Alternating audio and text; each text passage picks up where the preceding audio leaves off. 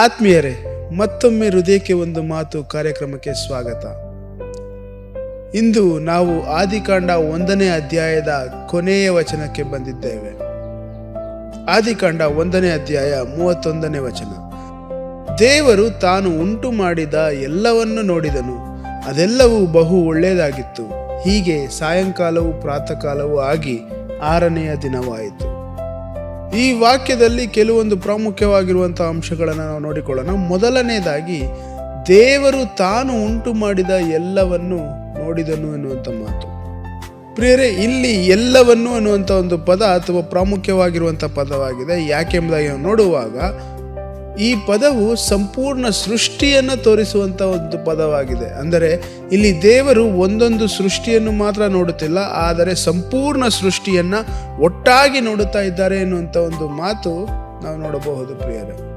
ಅಂದರೆ ಅರ್ಥ, ಸೃಷ್ಟಿ ಚೂರಾಗಿ ಇರುವುದಲ್ಲ, ಆದರೆ ಎಲ್ಲವೂ ಸೇರಿ ಒಂದು ಸರಿಯಾದ ವ್ಯವಸ್ಥೆ ಎಂಬುದಾಗಿ ನಾವು ನೋಡಬಹುದು ಪ್ರಿಯರೇ.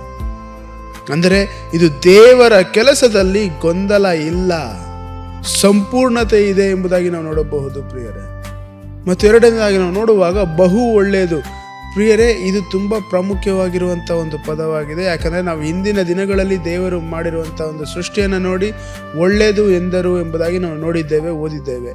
ಆದರೆ ಇಲ್ಲಿ ನೋಡುವಾಗ ಕರ್ತನ ಮಾತು ಬಹು ಒಳ್ಳೆಯದು ಎನ್ನುವಂಥ ಒಂದು ಮಾತನ್ನು ನಾವು ನೋಡಬಹುದು ಪ್ರಿಯರೇ. ಅಂದರೆ ಇದು ನಮಗೆ ತಿಳಿಸಿಕೊಡುವಂಥ ಪಾಠ ಏನೆಂಬುದಾಗಿ ನಾವು ನೋಡುವಾಗ, ಈ ಒಂದು ಸೃಷ್ಟಿಯಲ್ಲಿ ಯಾವುದೇ ದೋಷ ಇರಲಿಲ್ಲ. ಅಂದರೆ ಕರ್ತನ ಉದ್ದೇಶಕ್ಕೆ ಸಂಪೂರ್ಣವಾಗಿ ಹೊಂದಿಕೊಂಡು ಹೋಗುತ್ತಾ ಇದ್ದಂಥ ಒಂದು ಸೃಷ್ಟಿಯಾಗಿದೆ ಎಂಬುದಾಗಿ ನಾವು ನೋಡಬಹುದಾಗಿತ್ತು. ಕರ್ತನು ಮಾಡಿರುವಂಥ ಈ ಸೃಷ್ಟಿಯಲ್ಲಿ ದೇವರಿಗೆ ಸಂಪೂರ್ಣವಾಗಿ ತೃಪ್ತಿ ಇದೆ ಎಂಬುದನ್ನು ನಾವು ಗಮನಿಸಬಹುದು ಪ್ರಿಯರೇ. ಅಂದರೆ ಇದು ಮಾನವನ ಅಭಿಪ್ರಾಯ ಅಲ್ಲ, ಮತ್ತೆ ಇದು ದೇವರ ಒಂದು ತೀರ್ಪಾಗಿದೆ. ಮತ್ತು ಮೂರನೇದಾಗಿ ನಾವು ನೋಡುವಾಗ 6ನೆಯ ದಿನವಾಯಿತು. ಇದು ಸೃಷ್ಟಿ ಕಾರ್ಯದ ಒಂದು ಅಂತ್ಯವನ್ನು ಸೂಚಿಸುವಂಥ ಒಂದು ಪದವಾಗಿದೆ. ಯಾಕೆಂಬುದಾಗಿ ನೋಡುವಾಗ 6 ದಿನಗಳಲ್ಲಿ ಕರ್ತನು ಪರಿಸರವನ್ನು ಸಿದ್ಧ ಮಾಡಿದರು, ಜೀವವನ್ನು ಉಂಟು ಮಾಡಿದರು, ಮಾನವನಿಗೆ ಸ್ಥಾನ ಮತ್ತು ಜವಾಬ್ದಾರಿಯನ್ನು ಕೊಟ್ಟರು. ಅದಲ್ಲದೆ ಪೋಷಣೆಯ ವ್ಯವಸ್ಥೆಯೂ ಸಹ ಮಾಡಲಾಯಿತು ಎಂಬುದಾಗಿ ನಾವು ನೋಡುತ್ತಾ ಇದ್ದೇವೆ.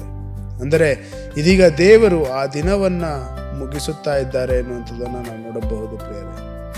ಹಾಗಾದರೆ ಈ ವಾಕ್ಯವು ನಮಗೆ ಹೇಳಿಕೊಡುವಂಥ ಪಾಠ ಏನೆಂಬುದಾಗಿ ನಾವು ನೋಡುವಾಗ, ದೇವರ ಕೆಲಸದಲ್ಲಿ ದೋಷವಿರಲಿಲ್ಲ, ಸಂಪೂರ್ಣತೆ ಇತ್ತು ಎಂಬುದನ್ನು ನಾವು ನೋಡಬಹುದು ಪ್ರಿಯರೇ.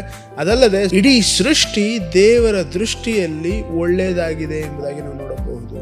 ಮಾನವನು ಸಹ ಬಹು ಒಳ್ಳೆಯದು ಎನ್ನುವಂಥ ಒಂದು ಸೃಷ್ಟಿಯ ಭಾಗವಾಗಿದ್ದನು ಎಂಬುದಾಗಿ ನಾವು ನೋಡಬಹುದು ಪ್ರಿಯರೇ. ಅಂದರೆ ಪಾಪ ಬರುವ ಮೊದಲು ಸೃಷ್ಟಿ ದೇವರ ದೃಷ್ಟಿಯಲ್ಲಿ ಸಂಪೂರ್ಣವಾಗಿತ್ತು, ದೋಷರಹಿತವಾಗಿತ್ತು. ಹಾಗಾದರೆ ಈ ವಾಕ್ಯವು ನಮಗೆ ಕೊಡುವಂಥ ವಾಗ್ದಾನ, ದೇವರು ತನ್ನ ಕೆಲಸವನ್ನ ಮಧ್ಯದಲ್ಲೇ ಬಿಡುವಂಥ ದೇವರಲ್ಲ. ನಿಮ್ಮ ಜೀವನ ದೇವರ ಕೈಯಲ್ಲಿದ್ದರೆ ಕರ್ತನು ಅದನ್ನು ತನ್ನ ಉದ್ದೇಶದಲ್ಲಿ ಪೂರ್ಣಗೊಳಿಸುವಂಥ ದೇವರಾಗಿದ್ದಾರೆ. ಹಾಗಾದರೆ ನಾವು ಪಾಲಿಸಬೇಕಾಗಿರುವಂಥ ಒಂದು ಆಜ್ಞೆ, ದೇವರ ಸೃಷ್ಟಿಯನ್ನು ಗೌರವಿಸೋಣ. ಅಂದರೆ ನಮ್ಮನ್ನು ನಾವು ಅಲ್ಪ ಮೌಲ್ಯ ಮಾಡಿಕೊಳ್ಳೋದು ಬೇಡ, ದೇವರ ಕೆಲಸದ ಮೇಲೆ ಸಂಶಯ ತೋರಿಸುವಂಥದ್ದು ಬೇಡ. ಹೊರತು ದೇವರ ಕೆಲಸವನ್ನ ದೇವರ ದೃಷ್ಟಿಯಿಂದ ನಾವು ನೋಡಬೇಕು, ಜವಾಬ್ದಾರಿಯಿಂದ ನೋಡಬೇಕು, ಹೊಣೆಗಾರಿಕೆಯಿಂದ ನೋಡಬೇಕು.